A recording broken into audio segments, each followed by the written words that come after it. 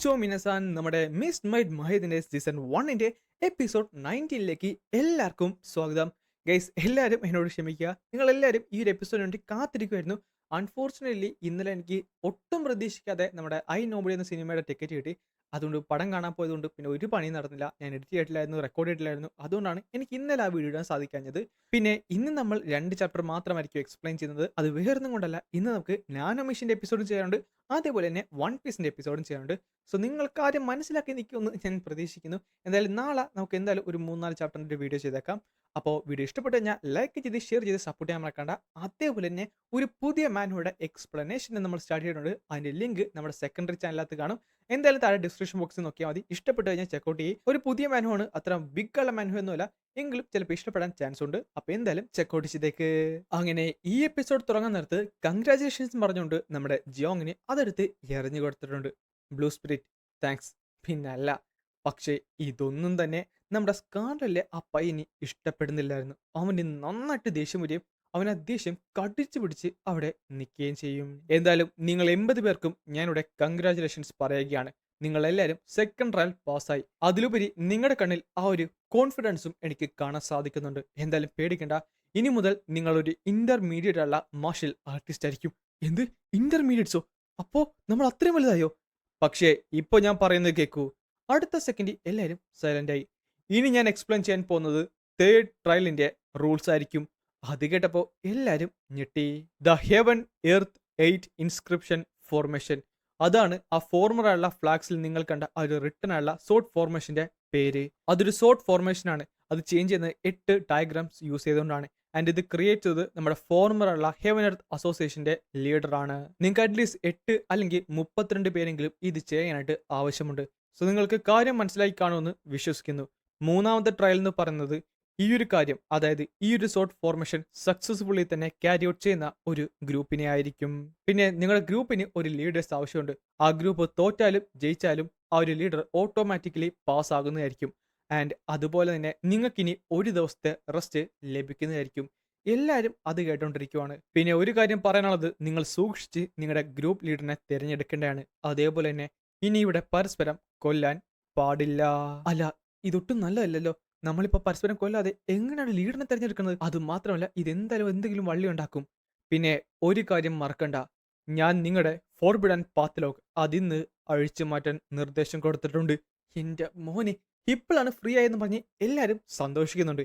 ഈ സമയത്ത് സ്കാർലറ്റ് ഞാൻ അവിടെ തന്നെ നിന്നു.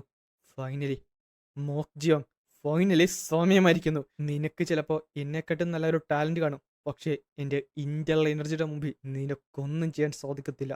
നീ വെയിറ്റ് ചെയ്, ഞാൻ നിന്റെ അടുത്തേക്ക് തന്നെ വരുന്നുണ്ട്. നീ അധികം വൈകാതെ എൻ്റെ കാലിന്റെ താഴെ കിടന്ന് പെടയുന്നത് ഒന്ന് കാണണം എനിക്ക്. അതിനുശേഷം കാണിക്കുന്നത് ഹെവൻ എർത്ത് അസോസിയേഷന്റെ ആ ഒരു ഔട്ടർ പാർട്സ് ആണ്. ചുരുക്കം പറഞ്ഞ ദി റെഡ് ഫേവർ പാവിലിയൻ. അവിടെ ഭയങ്കര ലൈറ്റും അതുമാത്രമല്ല എല്ലാവരും നല്ല ആഘോഷത്തിലൊക്കെയാണ്. പെട്ടെന്നാണ് ആ കൈ നേരെ നിലത്തേക്ക് അടിക്കുന്നത്. നാശം, ഇതെന്തുവാണ്? കണ്ടതായിരുന്നു നമ്മുടെ ഗാഡ് ഗോച്ചാൻ. നാശം, മോക്ജിനെ തേടി ഞാനിപ്പോ ഇവിടെ വരെ വന്ന് ഞാൻ എന്താണ് ഈ ചെയ്ത് കൂട്ടുന്നത്? സത്യം പറഞ്ഞാൽ ഇന്നലെ ഞാൻ ഹെവൻ എർത്ത് അസോസിയേഷന്റെ അകത്തേക്ക് കയറാൻ വേണ്ടി നോക്കി, പക്ഷേ സെക്യൂരിറ്റി കുറച്ച് ടൈറ്റ് ആയിരുന്നു. അതുകൊണ്ട് ഒരാൾക്ക് ഞാൻ നൈസ് പണം കൊടുത്ത് ഒന്ന് ഒതുക്കാൻ നോക്കി.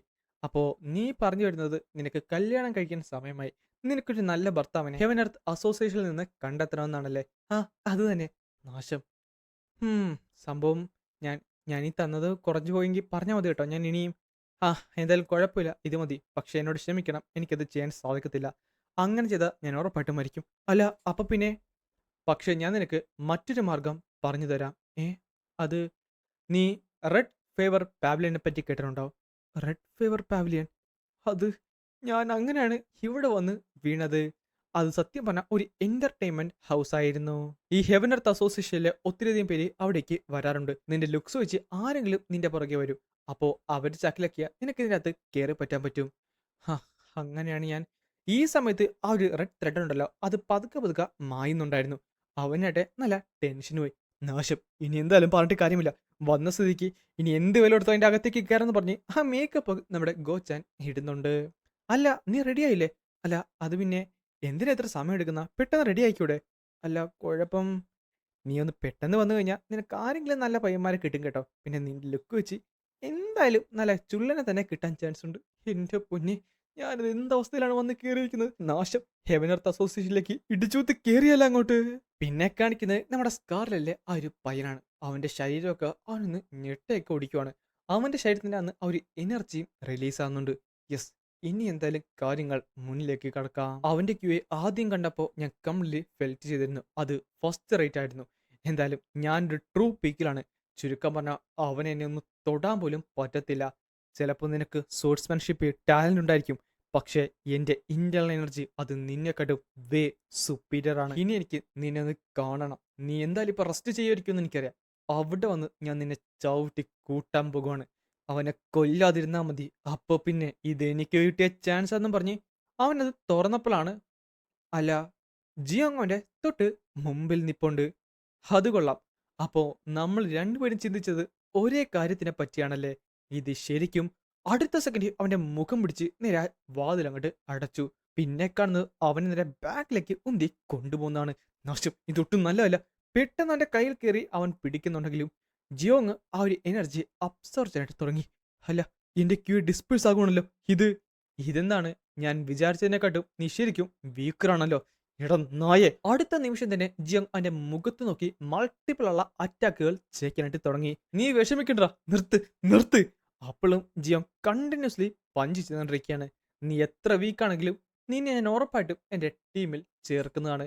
കാര്യം ഒന്നുമില്ലെങ്കിലും നമ്മൾ രണ്ടുപേരും ചിന്തിച്ചത് അത് ഒരേപോലെയല്ലേ. പിന്നെ കാണുന്നത് എല്ലാവരും ഞെട്ടി തിരിച്ചുകൊണ്ട് അത് കാണുന്നതാണ്. ഒരു ശബ്ദം കേട്ടോണ്ടാണ് എല്ലാവരും അവിടേക്ക് നോക്കിയത്. നമ്മുടെ സ്കാർലറ്റിന്റെ അവരുടെ തലയായിട്ട് നിലത്ത് ഇടിക്കുന്ന ശബ്ദമാണ്.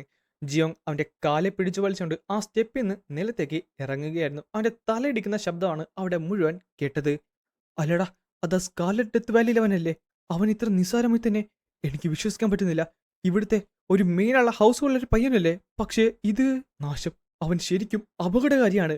ഈ സമയത്താണ് ജിയോങ് അത് ശ്രദ്ധിക്കുന്നത്. എന്നാലും ഇവൻ ഇത്രയും വീക്കറായിരുന്നല്ലേ? ഞാൻ വിചാരിച്ചു ഇവൻ കുറച്ചുകൂടെ എന്തെങ്കിലും കാണുമെന്ന്. സത്യം പറഞ്ഞാൽ ട്രൂ പീക്കിലല്ലായിരുന്ന അത്. അവൻ വീക്ക് ആയതുകൊണ്ടല്ല, നീ ശരിക്കും സ്ട്രോങ്ങറായി മാറിയതുകൊണ്ടാണ്. നീ മര്യാദക്കല്ല സ്ട്രോങ്ങറായി മാറുന്നത്. അതുകൊണ്ടാണ് ബാക്കിയുള്ളവരുടെ സ്ട്രെങ്ത് നിനക്ക് ഗസ് ചെയ്യാൻ സാധിക്കാത്തത്. അല്ല, അങ്ങനെയാണോ? ഞാൻ നിനക്ക് കുറച്ച് കാര്യങ്ങൾ പറഞ്ഞുതരാം ഈ മാർഷ്യൽ റിലത്തിനെ പറ്റി. ഏറ്റവും ലോവസ്റ്റ് കിടക്കുന്നതാണ് ഈ തേർഡ് റേറ്റുള്ള മാർഷ്യൽ ആർട്സ്. അവരുടെ തൊട്ട് മുമ്പിൽ സെക്കൻഡ് റേറ്റ് ഉണ്ട്, അതിനു മുമ്പിൽ ഫസ്റ്റ് റേറ്റ് ഉണ്ട്. സത്യം പറഞ്ഞാൽ പല മാർഷ്യൽ ആർട്സും ഈ ഒരു പോയിന്റിൽ എത്താൻ നേരത്ത് സ്റ്റോപ്പ് ആകാറുണ്ട്. എന്നാൽ പൊട്ടൻഷ്യൽ ഉള്ള മാർഷ്യൽ ആർട്ടിസ്റ്റ് ഇതിനെ ബൈപ്പാസ് ചെയ്യും.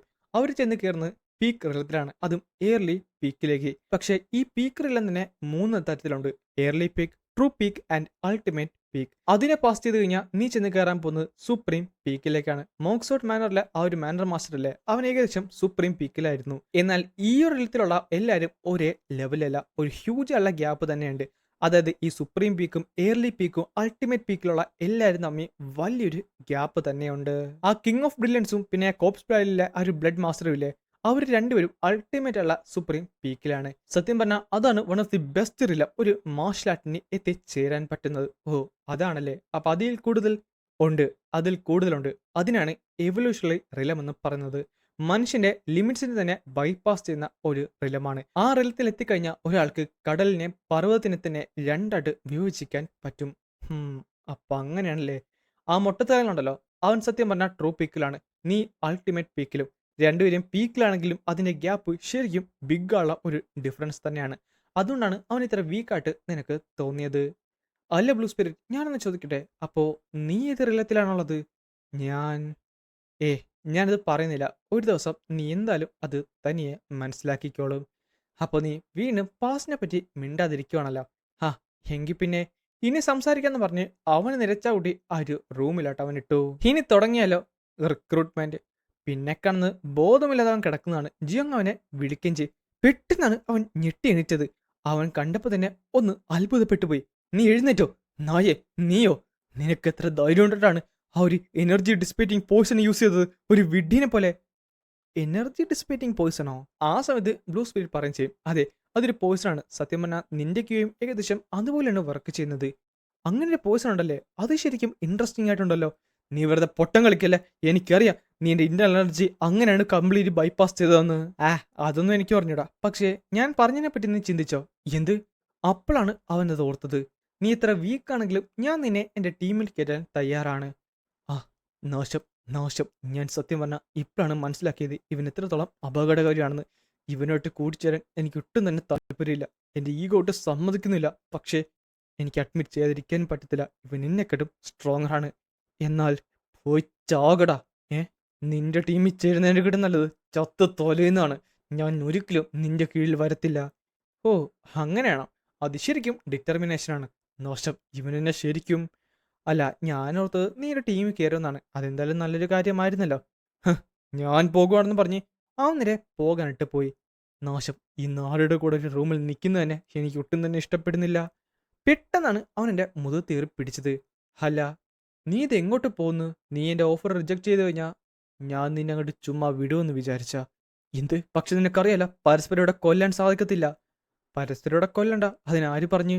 അടുത്ത സെക്കൻഡാണ് അവൻ റിലീസ് എന്ന് പറഞ്ഞത്. പെട്ടെന്ന് അവൻ്റെ ശരീരത്തിൽ എന്തൊക്കെ സംഭവിക്കാൻ തുടങ്ങി. നാശം. എന്തൊരു സ്ട്രേഞ്ച് ആയുള്ള എനർജി എൻ്റെ ശരീരത്തിനെ. ഇത് ഞാൻ ബ്ലോക്ക് ചെയ്യണമെന്ന് പറഞ്ഞപ്പോൾ ജിയാങ് അവൻ്റെ വായിൽ ഒരു അറ്റാക്ക് അങ്ങോട്ട് ചെയ്തു. സമ്മതിക്കത്തില്ല. നായി, നീ എന്നെ ആ സമയത്ത് അവൻ്റെ ബോധം പതുക്കെ മങ്ങി തുടങ്ങിയിരുന്നു. നീ എന്തായാലും എൻ്റെ കൂടെ ചേരുന്നില്ല. എൻ്റെ ഓഫർ റിജക്ട് ചെയ്തു.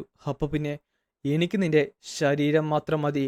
ഈ സമയത്ത് ഡിമോണിക് മോങ്ക് അവനെ വിഴുങ്ങുകയായിരുന്നു.